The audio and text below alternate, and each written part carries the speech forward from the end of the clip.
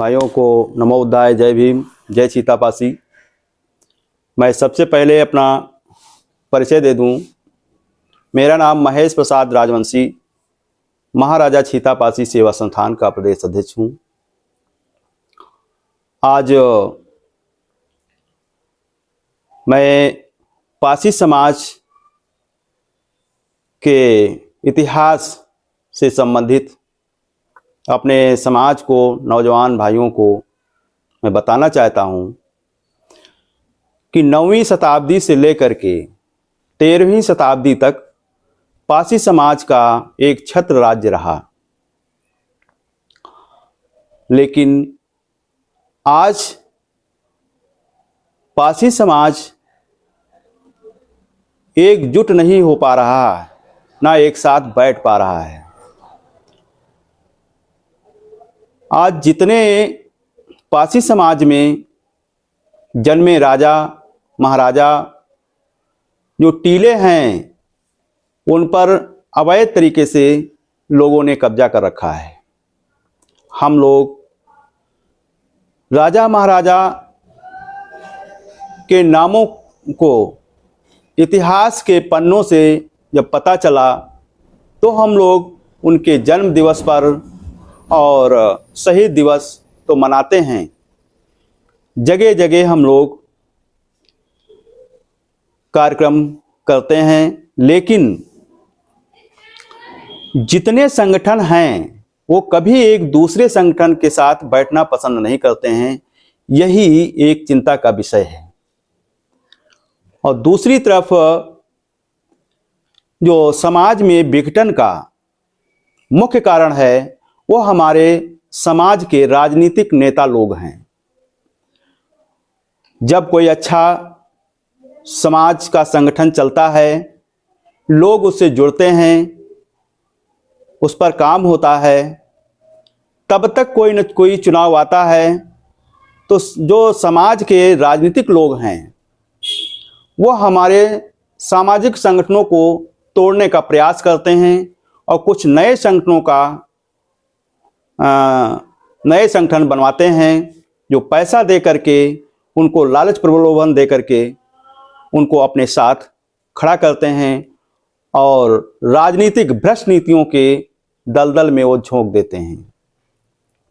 आज हमारे समाज के लोग जिस तरीके से मान सम्मान स्वाभिमान सब कुछ खो चुके हैं। आज मनु विधान जो हमारे देश में जो सरकारें चला रही हैं कि राम राज की बात कर रही हैं, तो पासी समाज खास करके इस मनु विधान की तरफ उसके बढ़ते कदम हैं, जो एक चिंता का विषय है। पासी समाज के जो बढ़ते कदम हैं वो गुलामी की तरफ जा रहे हैं। इसलिए मैं अपने नौजवान भाइयों को आगाह करना चाहता हूं कि इस काल्पनिक देवी देवताओं, स्वर्ग नरक, पाप पुण्य के चक्कर में न पड़ करके यदि हम संविधान की बात करें, जो बाबा साहब ने एक अमूल्य धरोहर हमको दिया है, उसको पासी समाज भूल गया है। संविधान को नहीं पढ़ पा रहा है। वो सिर्फ देवी देवताओं के चक्कर में मंदिर गुरुद्वारे में जाके माथा टेकता है। उससे हमारे समाज का भला होने वाला नहीं है। जैसे वो मंदिर मस्जिद पत्थरों पे माथा टेकता है, इसी तरीके से अगर वो संविधान के पन्नों को पलटे तो उसके बच्चों का भविष्य सुधर सकता है और डीएम एसपी का दर्जा वो प्राप्त कर सकता है। वहीं देखिए दूसरी तरफ कुछ हमारे समाज के जागरूक लोग, जागरूक जातियां जो संविधान को पढ़ते हैं, वो अपने बच्चों को संविधान पढ़ाते हैं। संविधान के सहारे उनके बच्चे देश विदेश में पढ़ते हैं, अच्छी डिग्रियां हासिल करते हैं। आज वो बड़े ओहदे पे बैठे हैं, राजनीति में भी बड़े ओहदे पे हैं और नौकरी पेशा में भी बड़ी ऊंचाई प्राप्त कर लेते हैं। वहीं पर पासी समाज ये गुमराह समाज है जो अपने भाइयों के साथ न बैठ करके मात्र उन पंडे पुजारियों के चक्कर में फंस करके और अपने बच्चों के भविष्य को बर्बाद कर रहा है। थोड़ा रुकिए। आज पारसी समाज को मैं फिर दोहराते हुए मैं बताना चाहूँगा कि हजारों सालों से हमारा साम्राज्य रहा, पारसी समाज के पूर्वजों का राज्य रहा। देश सोने की चिड़िया कहा जाता था, कहीं पर कोई आक्रांता नहीं आ पा रहा था। जब जब इस देश पे बाहरी आक्रांताओं ने हमला किया, पारसी पूर्वजों ने डट के मुकाबला किया। चाहे आर्य समाज हो, चाहे मुगल साम्राज्य हो, चाहे अंग्रेज हो, सबसे डट के मुकाबला किया। आज भी पारसी समाज के लोग लड़ रहे हैं। पहले तो आर्य, मुगल और अंग्रेजों से लड़े, लेकिन आज मनवादियों से लड़ना पड़ रहा है। आज देखिए, पारसी समाज का जो मान सम्मान, स्वाभिमान सब कुछ छीन चुका है। उसका मूल कारण यह है कि पारसी समाज कभी बाबा साहब की बात को नहीं समझ पाया। वो मूल सिद्धांतों से भटक गया। वो मनवादियों के चक्कर में पड़ करके काल्पनिक देवी देवताओं के आगे सर झुकाता रहा, उनकी बात मानता रहा। यदि हमारे समाज के लोग, जो बाबा साहब ने हमें अधिकार दिया, उन्होंने जो रास्ता दिखाया कि जब तक सत्ता पे काबिज आप नहीं होंगे तब तक कोई अधिकार आपको नहीं मिल पाएगा।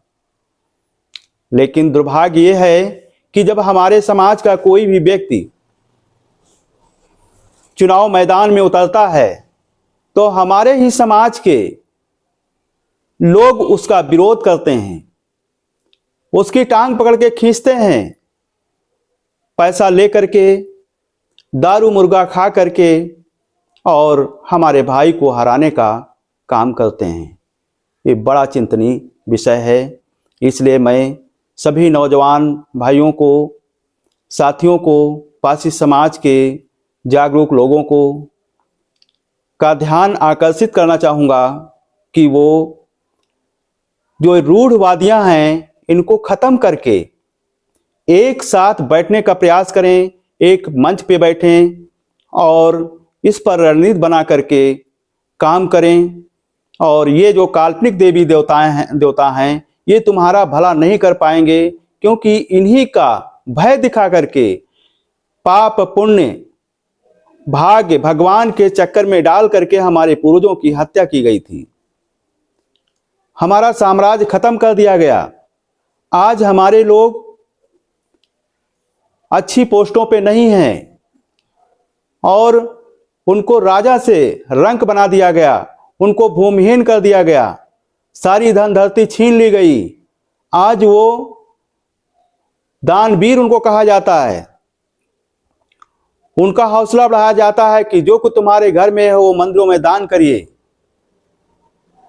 इस पर मैं कहूँगा कि यदि भगवान हमारे समाज का भला कर रहे होते तो आज हमारा राज समाप्त नहीं होता। हमारा समाज जो राजवंश है, ये आज भी राजा बना बैठा होता।